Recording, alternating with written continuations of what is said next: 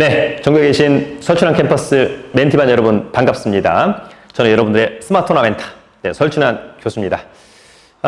지금 학교를 가야 되는 이제 수업 바로 직전에 오늘 또 촬영을 또 2개를 하고 가도록 하겠습니다.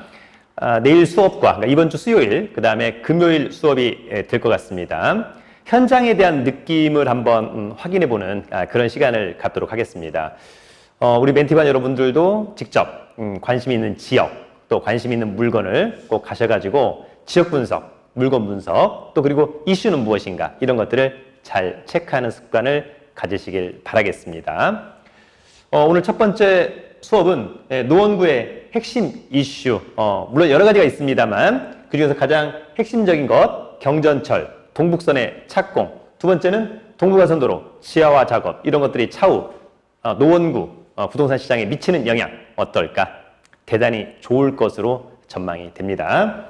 역시 이 자료는 저희 네이버 카페 설춘환 캠퍼스의 공지사항에 올려놓도록 할 거고요. 유튜브 설춘환 캠퍼스에도 역시 동시에 올라가도록 하겠습니다. 자, 여러분 노원구 하면 창동 3개 신경제 중심지 조성 사업이 가장 이슈 중에 이슈입니다. 그래서 실제로 보면 도봉구의 창동역, 노원구의 노원역이 핵심역이 될 것으로 보입니다. 그래서 기회가 된다면 창동역을 중심으로 한, 그 다음에 노원역을 중심으로 한 그런 부동산 투자를 조금 여러분들이 집중적으로 공략해보면 어떨까 이런 생각이 듭니다.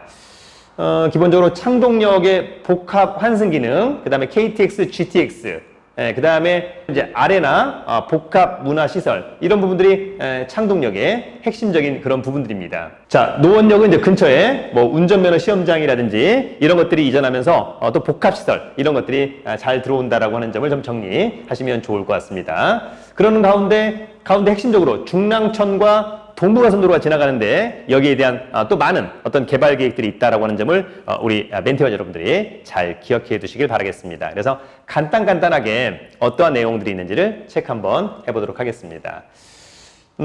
노원구의 사진을 이 사진을 한번 골랐습니다. 기본적으로 여러분 지금 좌측에 보이는 쪽이 도봉구의 창동입니다. 중간에 여러분 중랑천이 지나가고 있는 거죠. 그 다음에 우측에 동부가선도로, 그 다음에 우측은 노원구입니다. 노원구에서 중랑천 주변에서 가장 아쉬운 것은 여기 보이는 것처럼 대형 송전탑들이 있다라고 하는 것은 약간 아쉽다 이런 생각이 듭니다. 차후에 저런 것들이 또 어떤 영향을 미칠지 한번 잘 관심을 좀 가져주면 좋을 것 같고요. 그 다음에 역시 노원구 사진인데 창동 이 정도면 이제 18단지 정도에서 찍은 사진 같습니다. 네, 여기가 이제 창동 19, 18단지 밑에 17단지가 있고 지금 이제 저쪽 건너편이 노원구의 사진입니다. 요런 것들이 이제 기본적으로 전체적으로 봐야 되는데 어쨌거나 도봉구와 노원구의 경계 이렇게 한번 간단히 정리를 한번 해봅니다. 노원구에서의 요즘의 핵심은 경전철입니다. 박원순 서울시장이 당선되고 나서 경전철을 최우선적으로 착공하겠다라고 하는 공약이 있었었는데 바로 동북선이 노원구에 혜택을 주는 그런 부분이 있는 것 같습니다. 일단 여러분 노원구도 사실은 뭐 지하철 라인은 상당히 좋은 편입니다. 왜냐하면 7호선 라인이 있고요. 그 다음에 4호선 라인이 있습니다. 노원역은 그 더블역세권의 핵심에 있습니다. 근데 약간 아쉽게도 여러분 여기 보시면 은행사거리가 있거든요. 네, 은행사거리. 중계동 학원가를 이야기하는 겁니다. 사실 노원구에서 또 가장 주부분들이 학부모들이 가장 선호하는 지역 중에 하나가 은행사거리인데 거기가 바로 여러분 대형 중계동 학원가가 있는 겁니다. 그러나 아쉽게도 거기가 여러분 지하철역이 없습니다. 지하철역이 없어서 사실 교통이 약간 어려웠다, 애매했다라고 하는 점이 있었었는데 바로 이 동북선이 그것을 해결해주는 그런 부분이 있는 겁니다. 다시 한번 정리하지만 기존에 여러분 7호선 라인, 기존에 4호선 라인이 있습니다. 이 7호선과 4호선 라인에 동북선이 연결된다라고 한다면 기존의 4호선과 7호선보다는 오히려 지하철역이 없었던 은행사거리, 대진고 이런 쪽이 오히려 훨씬 더 강점이 있는 거다라고 하는 점을 다시 한번 여러분들이 꼭 정리해 주시길 바라겠습니다. 동북선에 대한 기대감, 그래서 중계동 학원가 근처의 아파트 가격이 상당히 폭등했다라고 하는 점도 여러분들이 꼭 기억해 두시길 바라겠습니다. 다음은 동부간선도로 지하화 작업과 중랑천, 이를테면 공원화 작업과 관련된 부분들이 될 것 같습니다.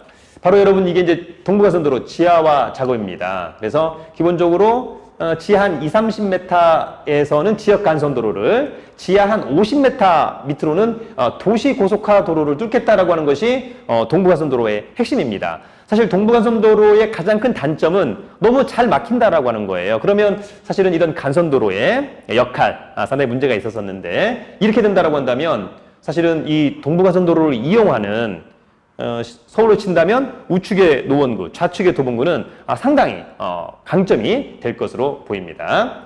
또 하나 여러분 동부간선도로 근처에 중랑천과 동부간선도로, 그죠? 예, 요게 이제 지하 작업을 하면서 수변 공원화 된다라고 하는 점도 상당히 큰 강점입니다. 그래서 지금 현재 이 동부간선도로 좌우측에 있는 아파트들이 이런 것들 때문에 매연, 시끄럽다, 뭐 분진 이런 것들이 있었습니다만, 앞으로 이렇게 수변 공원화가 된다면 오히려 바로 옆에 있었던 아파트들이 상당히 강점을 가질 수 있다라고 하는 점을 우리 멘티반 여러분들이 꼭 기억해 두시면 좋을 것 같고요. 마지막으로 동부간선도로가 어떻게 될 거냐라고 하는 점이 있는데, 지역간선도로 아까 말씀드린 것처럼 동부간선도로 지하 20, 30m 밑에 월롱 IC에서 가령 뭐 군자 IC, 그 다음에 도시고속화도로는 월계 IC에서 삼성역까지 꽂는다라고 하는 점을 우리 멘티반 여러분들이 꼭 알아두시면 좋을 것 같고요. 결론적으로 보면 이 라인들이 있는 이 좌우측, 좌측과 우측이 상당히 매력적이다라고 하는 점을 여러분들이 꼭 기억해 두시길 바라겠습니다.